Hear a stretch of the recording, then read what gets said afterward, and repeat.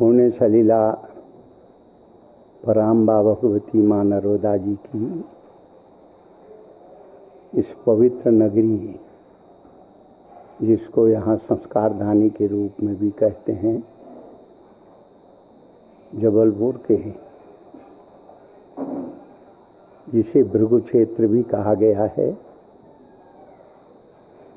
तो इसके माँ नर्मदा जी के पावन तट पर कल्याणिका तपोवन आश्रम के इस दिव्य वातावरण में हम लोग संत वाणी चैनल के माध्यम से माँ नर्मदा जी की उत्पत्ति, जो पुराणों में कथा आती है, उसके माध्यम से, तथा नर्मदा जी का क्या महत्व है और साधकों के जीवन के साथ नर्मदा का क्या संबंध है, इस विषय में हम चर्चा कर रहे हैं।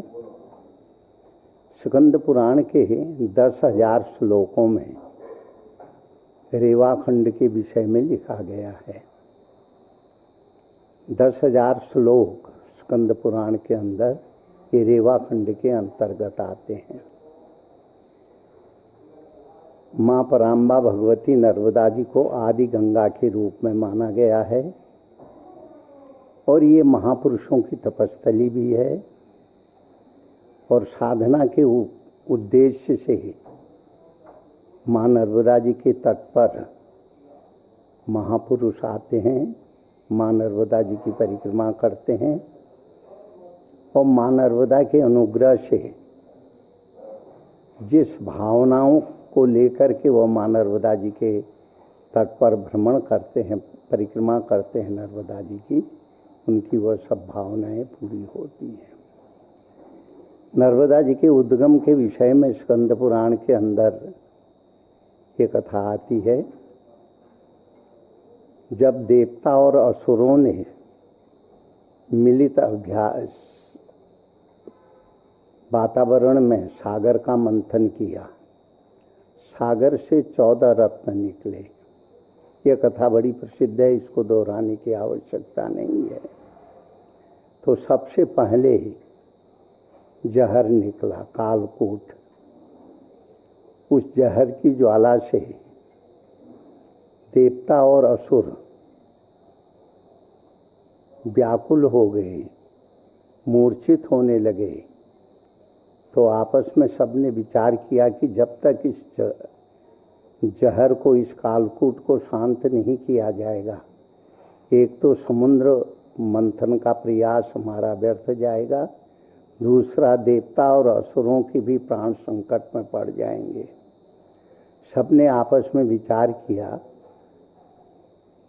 तो सबने मिलकर के भगवान शिव से प्रार्थना की, आप ही इस जहर को, कालकूट को जो है शांत कर सकते हैं। देवताओं की, असुरों की, जगत की रक्षा के लिए भगवान शिव ने कालकूट का पान किया और वह कालकूट को अपने कंठ में रख लिया।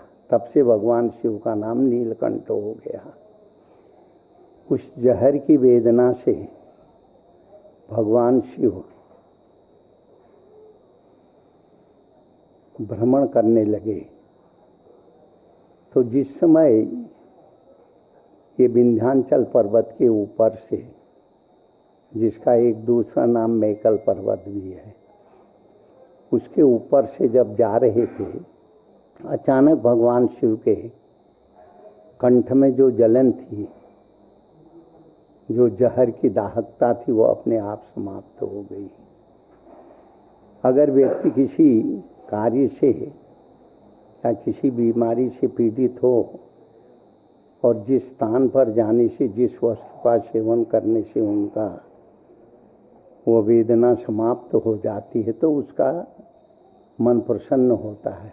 तो शिव का जब यहाँ पर इस मैकल पर्वत के ऊपर, जो यहाँ से 250 किलोमीटर की दूरी पर है, जिसे अमरकंटक वर्तमान समय में अमरकंटक कहा गया है, तो उसके ऊपर से भगवान शिव जब गुजर रहे थे, उनके जहर की वेदना, उसकी दाहकता समाप्त हुई तो उन्होंने तुरंत नीचे की ओर देखा तो उस मेकल पर्वत के ऊपर अनेक लोग जो है तपस्या कर रहे थे।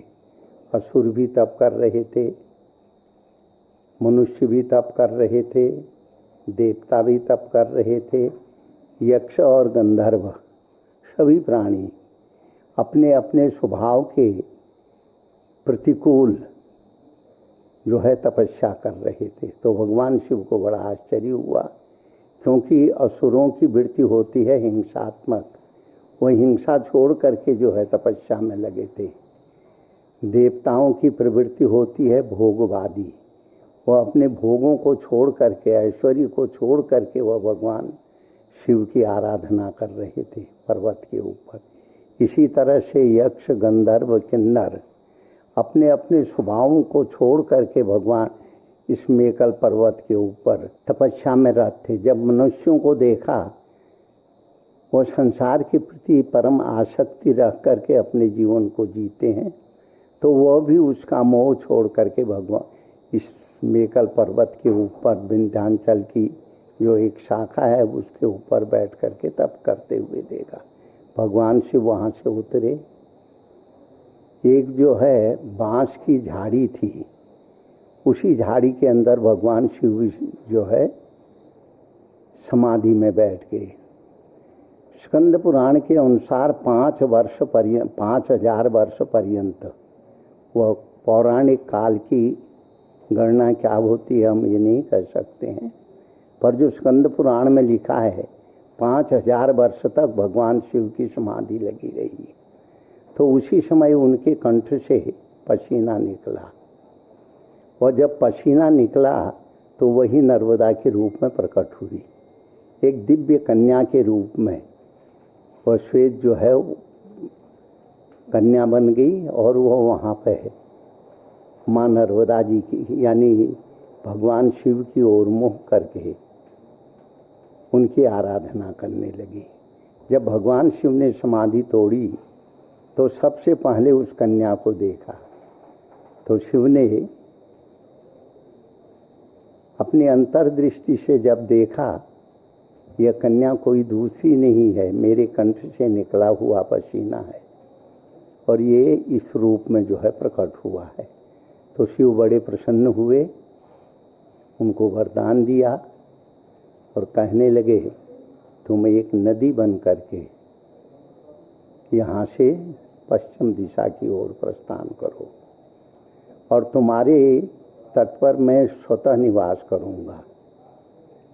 तो तुम्हारे जल में जो भी अस्थि विसर्जन करेगा उसको मैं अपना स्वरूप प्रदान करूँगा उस अस्थि को, और तुम्हारे जल के स्पर्श मात्र से हर पाषाण मेरे स्वरूप का हो जाए, शिवलिंग बन जाएगा, शिव का स्वरूप प्राप्त होगा। तो नर्मदा जी जो है पूरब से पश्चिम की ओर बही, और हमारे साधुओं में एक कहावत है, नर्मदा जी के कंकर सब शंकर हैं। जैसे गंडकी नदी के स्पर्श मात्र से ही हर शिला शालिग्राम बन जाती है, उसी तरह से नर्मदा जी के स्पर्श मात्र से ही हर पाषाण भगवान शिव का स्वरूप धारण कर लेता है। उस वह लिंग के विषय में उसकी कोई प्राण प्रतिष्ठा की आवश्यकता नहीं, कहीं पे भी उस लिंग को स्थापित कर दो, वह खुद प्रतिष्ठित लिंग होता है। इसलिए हमारी इस सनातन संस्कृति के अंदर जहाँ जहाँ भी शिव मंदिरों की स्थापना होती है वहाँ नर्मदा जी का ही जो है तट में की पाषाण को ही स्थापित किया जाता है। ये तो है नर्मदा जी की उत्पत्ति की कहानी। तो लगभग 1500 किलोमीटर तक नर्मदा जी अमरकंटक से चली, ओंकारेश्वर ज्योतिर्लिंग और जो है सिद्धेश्वर, शूलपाणी की झाड़ी, ऐसे अनेक जगहों में प्रवेश, दुर्गम पर्वत अंचलों में से भी गुजरती हुई गुजरात राज्य के भरूच जिले के अंदर जो है अरब महासागर में जाके समाहित होती है। तो अब तो अनेक बांध बन चुके हैं, इसलिए नर्मदा जी की परिक्रमा का मार्ग बहुत जो है विस्तृत हो गया है, घूम के जाना पड़ता है। जब सन 60 में हमने नर्मदा जी की परिक्रमा की थी तब कोई यहाँ पर बांध नहीं था। तो हमारे भारतीय परंपराओं में, भारतीय संस्कृति में नर्मदा जी की परिक्रमा का बड़ा महत्व माना गया है और हमारे संतों में ये मान्यता है,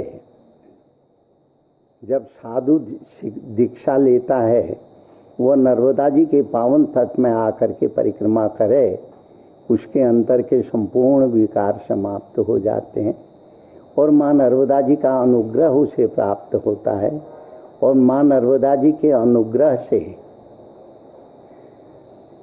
उसके अंतर की समस्त जो आसुरी संपत्ति है, बुरे विचार हैं, समाप्त होकर के शुद्ध विचार होते हैं और नर्मदा जी का अनुग्रह उसे प्राप्त होता है। ये नर्मदा जी की उत्पत्ति की कहानी है। इसीलिए हमारे साधुओं में कहा गया है, तपंग रेवा तटंकुर्यात मरणं जाह्नवी तटे। तपस्या नर्मदा जी के किनारे करो, साधना नर्मदा जी के किनारे करो। और नर्मदा जो है सतपुड़ा और विंध्याचल पर्वत के मध्यस्थ में से चलती है। इसके किनारे कोई बहुत बड़ा शहर नहीं है, छोटे छोटे गांव हैं और इसके किनारे रहने वाले भील आदि जितने भी लोग हैं वो झोपड़ियां बना के जंगलों में निवास करते हैं। इसलिए नर्मदा नदी का तट बहुत सुरम्य है, साधना के लिए बहुत उपयोगी है। इसलिए आज भी लगभग 13 से 14 हजार व्यक्ति संत महात्मा लोग नर्मदा जी की परिक्रमा पैदल करते हैं। उसमें जो है लगभग किसी को 1 वर्ष में पूरा करते हैं, कोई 2 वर्ष में पूरा करते हैं, कोई 3 साल 3 महीने 13 दिन में पूरा करते हैं। नर्मदा जी जो है साधना की नदी है और जो है साधकों के लिए कल्पलता के समान है। जो भी धारणा करके साधक इस नर्मदा तट पर आता है, माँ नर्मदा जी के अनुग्रह से उसको उसकी प्राप्ति होती है। और नर्मदा जी के किनारे अनेक शक्ति स्थल हैं जहाँ पे हमेशा उनका पूजन और अर्चना होता है। अभी तो बांध बनने से बहुत से ऐसे स्थल हैं, जैसे ओंकारेश्वर पर्वत के ऊपर सप्तमातृका थी और भी अनेक स्थान थे जो अब डूबन में चले गए हैं। पर यह नर्मदा नदी बड़ी पवित्र नदी है और इसीलिए हमारे महापुरुषों ने कहा, अगर मुक्ति चाहिए तो गंगा जी के किनारे रहो, अगर सिद्धि चाहिए तो नर्मदा जी के तट पर रहो। तपंग रेवा तटंकुर्यात, स्कंद पुराण के अंदर संक्षेप में ये नर्मदा जी की उत्पत्ति की बात है। आप हमारे संत वाणी चैनल को सब्सक्राइब करें, वीडियो को लाइक करें, शेयर करें और हाँ, बेल आइकन पर क्लिक करना बिल्कुल ना भूलें ताकि हमारी किसी भी वीडियो की सूचना सबसे पहले आपको मिले।